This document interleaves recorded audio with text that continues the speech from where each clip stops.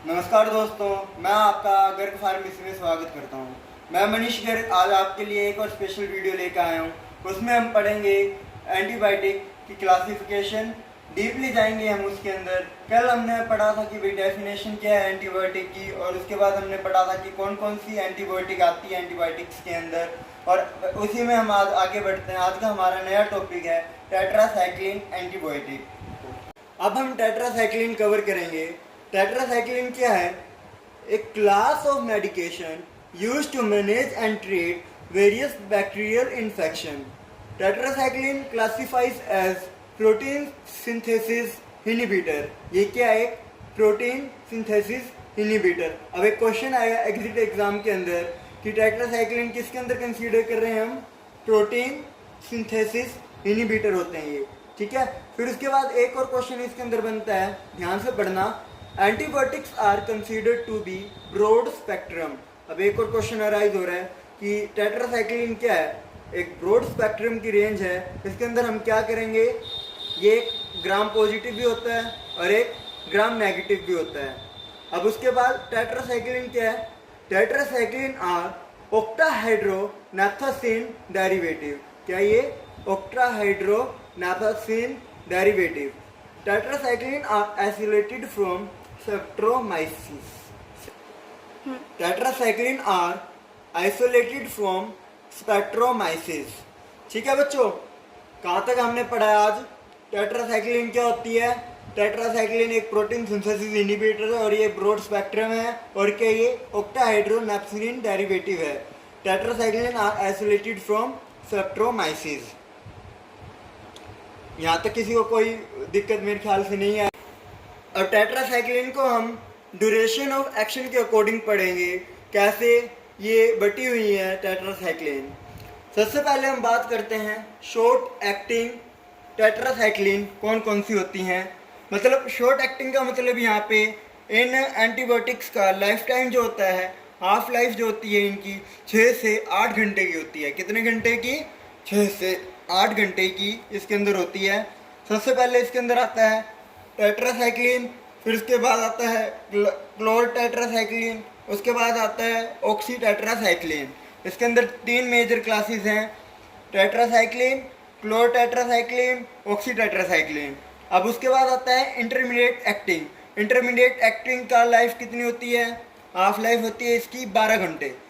बच्चों समझना, इसके अंदर 3 चीज़ें हैं। पहली है शॉर्ट एक्टिंग, फिर दूसरा इंटरमीडिएट एक्टिंग, फिर है लॉन्ग एक्टिव। अब शॉर्ट एक्टिंग का हमने टाइम लिया था 6 से 8 घंटे, इंटरमीडिएट एक्टिंग का है 12 घंटे और लॉन्ग एक्टिव का है 16 घंटे।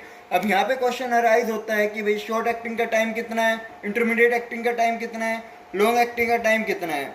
इस बेस पे हमें टेट्रासाइक्लिन को याद करना है। शॉर्ट एक्टिंग के अंदर हमने पढ़ा है tetracycline, chlortetracycline, oxytetracycline. Intermediate acting के अंदर कौन कौन से हमारे पास?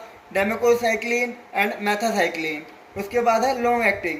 लॉन्ग एक्टिंग का लाइफ कितनी है? 16 घंटे। इसके अंदर हम क्या पढ़ेंगे? Doxycycline, minocycline and tigecycline. कौन कौन सी है? Doxycycline, minocycline and tigecycline.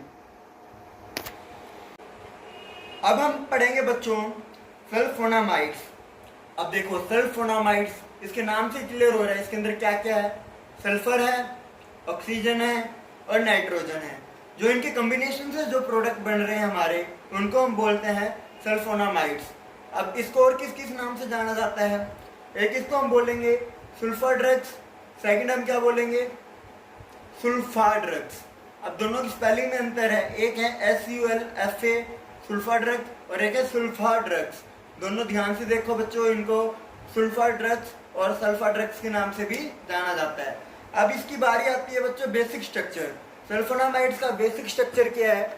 अब इसमें ध्यान से देखो, इसके अंदर आप देखोगे तो सल्फर, नाइट्रोजन और ऑक्सीजन है। अब सल्फर के साथ R1, R2 और R3 भी हम साथ में डिस्कस करेंगे। ये R1, R2 और R3 क्या है? फंक्शनल ग्रुप है यहाँ पे। और सल्फर के दोनों साइड ऑक्सीजन रहेगी और नाइट्रोजन के दोनों साइड फंक्शनल ग्रुप रहेंगे। ये है इसका बेसिक स्ट्रक्चर। अब इसके एग्जाम्पल डिस्कस करते हैं हम। सल्फोनामाइड्स के एग्जाम्पल क्या क्या हैं? एक तो इसको थायाजाइड्स बोलेंगे हम, और क्या है इसके अंदर, हाइड्रोक्लोरोथायाजाइड्स, फुर्सीमाइड्स, सल्फोमेथाजोल। कौन कौन से एग्जांपल है इसमें, हाइड्रोक्लोरोथायाजाइड्स, फुर्सोमाइड एंड सल्फोमेथाजोल। अब ये काम क्या करते हैं, ये डायूरेटिक्स का काम करते हैं।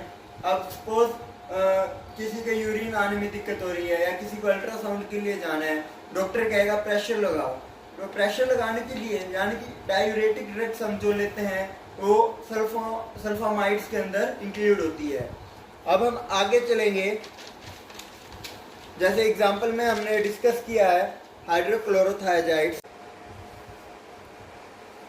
अभी हमने पढ़ा कि भाई सल्फामाइड्स के अंदर क्या क्या होता है, कौन कौन से उसके एग्जांपल है। अब एक एग्जांपल हमारे पास हाइड्रोक्लोरोथायाजाइड्स। अब हाइड्रोक्लोरोथायाजाइड्स का स्ट्रक्चर देखना, सल्फर के साथ में ऑक्सीजन, यहाँ पे 2 सल्फर हैं, 2 रिंग है, रिंग के हेड के ऊपर क्लोरीन लगा हुआ है, साइड में अमीनो ग्रुप लगा हुआ है, ठीक है, और यहाँ साइड में भी अमीनो ग्रुप है। तो इसके अंदर 1, 2 एंड 3 अमीनो ग्रुप हैं, 2 सल्फर एंड ऑक्सीजन ग्रुप है, और हेड पे क्लोरीन है। जब इसका नाम क्या है, हाइड्रोक्लोरोथायाजाइड्स। इसको हम क्या बोलेंगे स्ट्रक्चर को, हाइड्रोक्लोरोथायाजाइड्स।